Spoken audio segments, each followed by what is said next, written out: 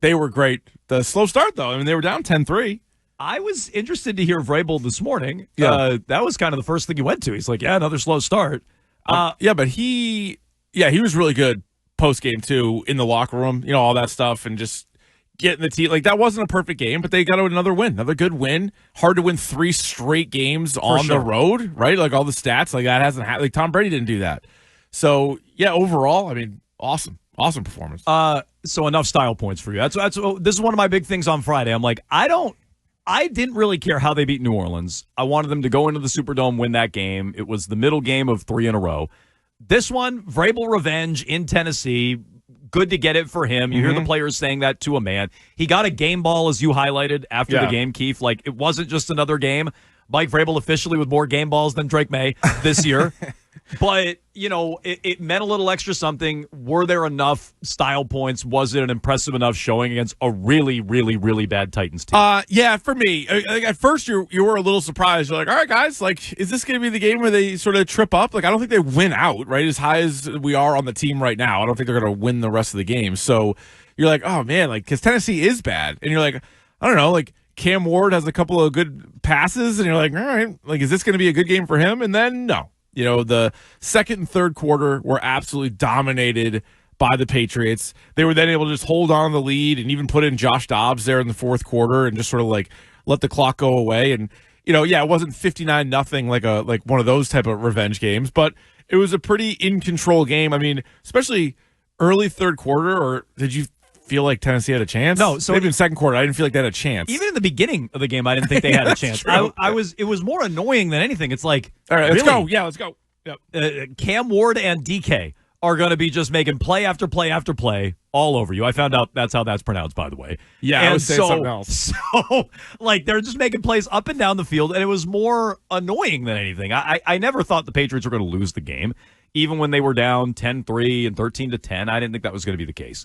But to me, the way they played in the second half, I would say, there were enough style points for me. That was enough of a beat. 31-13. They didn't let Tennessee off the mat in the second half. But even second quarter, they only had 2 possessions, and they had 2 long touchdown drives. Well, and Booty had that great touchdown catch before the half, where Jason McCourty's like, they're gonna take the air out of this. He nailed it. They want the final strike. Like, literally as he was done saying it. Yeah.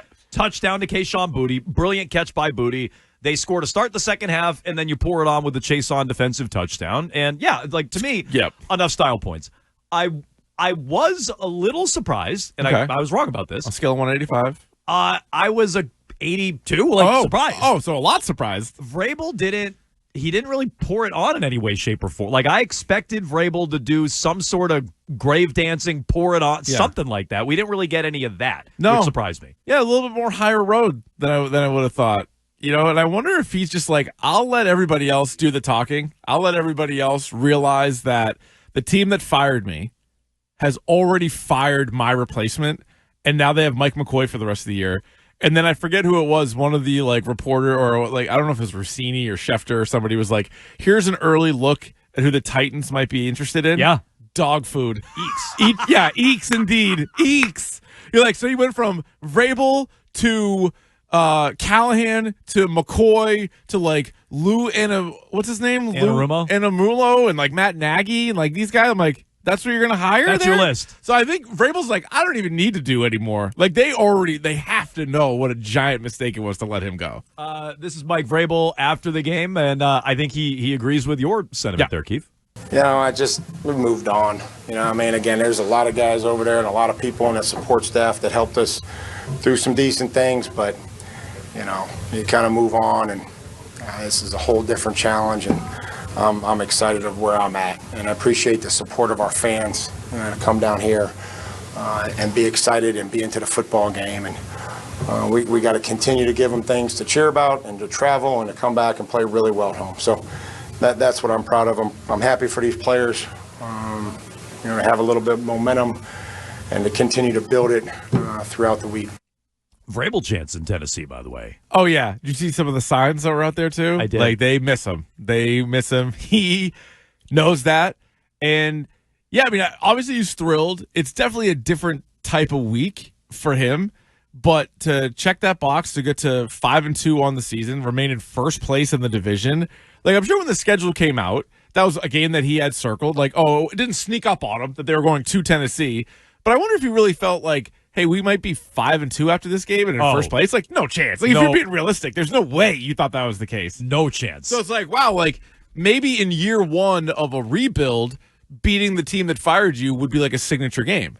But if the season goes as well as it's supposed to go, this will be such an afterthought. This will be like and you beat Tennessee. Like, great. Right. You went to Tennessee. Oh, yeah, remember how they fired Vrabel, and then you went on to beat the Browns and beat the Falcons and maybe play the Bucs tough a few weeks from now. We asked Hunter Henry about this. Drake May, also, you could tell, thinks very highly of his head coach getting the win for him in Nashville yesterday. Yeah, he's man, he brings it every day. You know, he brings it every day. He challenges us, but he also cares about us and cares about us outside the building. And I think, he's just awesome to play for, and it's pretty cool in that locker room celebrating. Andy Hart, who you'll hear today at 2 o'clock on WEEI Afternoons, he thinks May got a little choked up there. A little bit emotional. You think that's what it was? No. I didn't. No. It does sound that way. In fairness. He brings it every day. If you just if you isolate that part, but if you it's kind of how he sounds. Watching him, he didn't look choked up, but it does sound like he got a little emotional there. Yeah, all the feels for his head coach. The big was an emotional sport. It was. That might also be the concussion talking. Well, we'll get to that. Yeah. Meanwhile, the athletic playoff predictor, as relayed by our guy Chad Kraft. Oh, right. The athletic playoff predictor. I was not familiar with this until last week. They have their own. It's timeout. Yes. Should we come up with the Jones and Keefe playoff predictor? How did we not come up with this until right now? Have our own. Yes. And we can always compare ours to other ones as well. Well, we got to make sure. Patriots, 100% chance. I was going to say, we got to make sure we position ourselves properly. We're ahead of it. 100% chance they make the playoffs. To make the playoffs, Keefe, the Patriots are at 91%. Not high enough. Greater than the Buffalo Bills at 89%. Wowzers. The Patriots are also at 55% to win the division, as Chad Kraft points out. 55% to win the division? It now gives the Patriots a better chance to win the East than the Buffalo Bills. Yes, I get it. They are at 6% to win the Super Bowl. That trails Buffalo at 9%. But that went up. It doubled. They were 3.5. It doubled because they beat the Titans. The math is off. It's a flawed playoff. It's not as good as the Jones and Keefe playoff. What's the Jones and Keefe Super Bowl predictor tell you? Patriots' chance of winning the Super Bowl, 7%. Yeah, always. Better than theirs. It never moves. It's not going to move after a Titans win, I'll tell you that much. No, it just stays at 7%. It's 7% all season. That works for me. I like it. We'll have to have Terp come up with a graphic for that. 100% to make the playoffs, 7% to win the Super Bowl. That's what ours says. I think we're properly positioned to do that. But 91%. I mean, that's crazy because you would think just like the way Drake May smashes his head on the ground, I would lower that percentage. Good point. And again, we'll get to Drake May and needing to protect himself and how much of that was on him yesterday versus randomness. We can get into it. But the idea of the Patriots championship window being open, Keefe, is wild. And I think it's accurate because right now it has nothing to do with beating the Titans. It has everything to do with how they played through 7 weeks. They're the 2 seed in the East, in the AFC, rather. The AFC, yeah. The number 2 team in the AFC.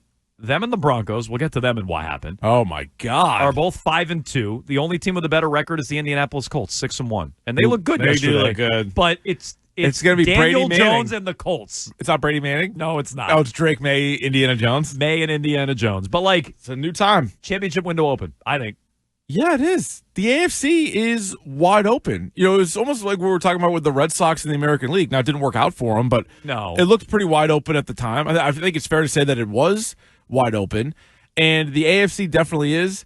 I think there's a strong case to be made that the Chiefs are the team. I don't care what their record is at any point in the year. The Still Chiefs out of the playoffs at 4-3. I know, crazy. So let's keep it that way. Everybody else keeps winning, and then keep the Chiefs out, and then you have a really wide open run to the Super Bowl. But yeah, I thought the playoff window to start the year was wide open. I thought they would step through that. I thought they'd make the playoffs this year. But to really be a contender in advance, no, because it's not baseball, it's not hockey. If you just make the playoffs, you're not normally a contender, right? 2021 Patriots are a great example. Overachieved, 10 wins, happy to be there, played a real team, embarrassed. Had no chance, and we knew it going in. They had no chance to beat Buffalo, never mind win a Super Bowl. But every year there's a game or two like that where you watch Wild Card Weekend and you're like, oh, well, that team shouldn't have been there. Like maybe they shouldn't have expanded the playoffs, like that kind of thing. I thought that might be them, and that still would have been a successful season. But now watching them play 7 games, watching like the rest of the league as much as I can, play 7 weeks, and you're like, oh yeah, they're there. They're not the favorite, but like they're there. They could win a playoff game this year. I definitely didn't think we would be saying that. As high as I was on the team, I did not think 7 weeks into the year I'd be saying that.